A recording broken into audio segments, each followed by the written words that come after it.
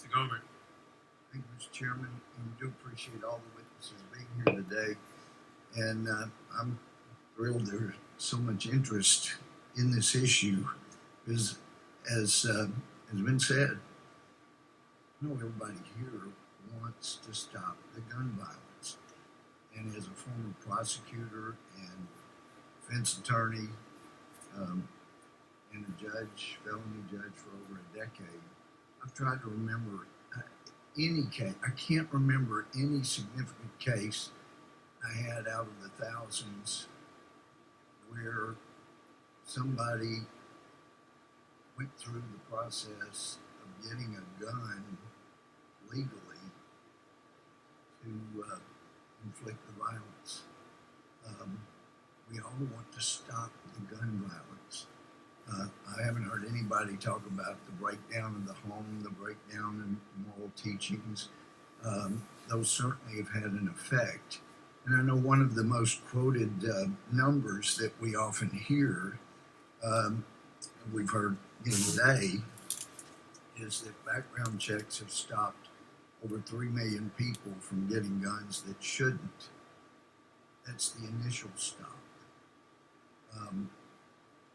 It's difficult to get through all of the data, but it appears the best estimate is somewhere over 96% of those 3 million end up being able to get guns. That's just the initial stop. And in fact, a good indication is 2010 numbers. These are sometimes difficult to get the exact figures, but from 2010, we know there were 76,000 denials, and the Obama administration only found 44 that actually were committing a crime by trying to get a gun illegally. So we want to all get to the same place. Here in D.C., where they have incredibly strict gun laws, it costs $125 to privately transfer a gun. People that are law-abiding, they'll pay the $125. Criminals will not. It will not stop the transfers among criminals, and that's really where we get. In Baltimore, we've heard about. It's $250. Heck, in Illinois, apparently it's $450 to get qualified to have a concealed carry. And if H.R. 8 became law,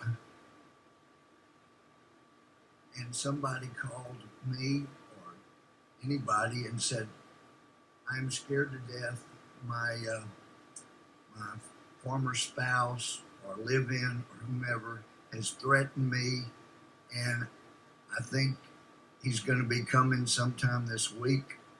Well, the law under H.R. 8 requires, before you can do a private transfer, before you can take them a gun to try to help them protect themselves, there has to be an imminent threat. So for someone to take a gun to somebody they love so they can protect themselves that week, they've committed a crime, because you can't have an imminent threat for a week. So there are issues here. We all want to get to an end of gun violence. But I would like to ask Dr. Oh, and by the way, for victims, my heart goes out to you, whether it's a shooting, it's sexual assault. I mean, there were so many times that as a judge, I had to stoically do my job, but I would go back to my office with a broken heart for the victims. We know who does the real suffering, and we want to stop it. And I am thrilled that we have so many people that care so deeply. But Dr. Malcolm, in your information, you indicated in 2018, the FBI reported some 26,181,000 requests for background checks to purchase a gun. Has that increase in the number of requests led to an increase in violence? No, it hasn't. In fact, for more than 20 years, the rate of gun homicides has gone down. It's gone up slightly the last couple of years, mostly because of these suicides. And while the number has gone up, the rate hasn't. So far more people are now allowed to conceal carry across the country, get a certificate to have a gun, but that hasn't resulted in what it was supposed to do for those people who were against it. They thought there'd be shootouts on OK Corral on every corner. People are very responsible. Law-abiding citizens are extremely responsible with that right and are using it to protect themselves. Thank you. Thank you, Mr. Chair.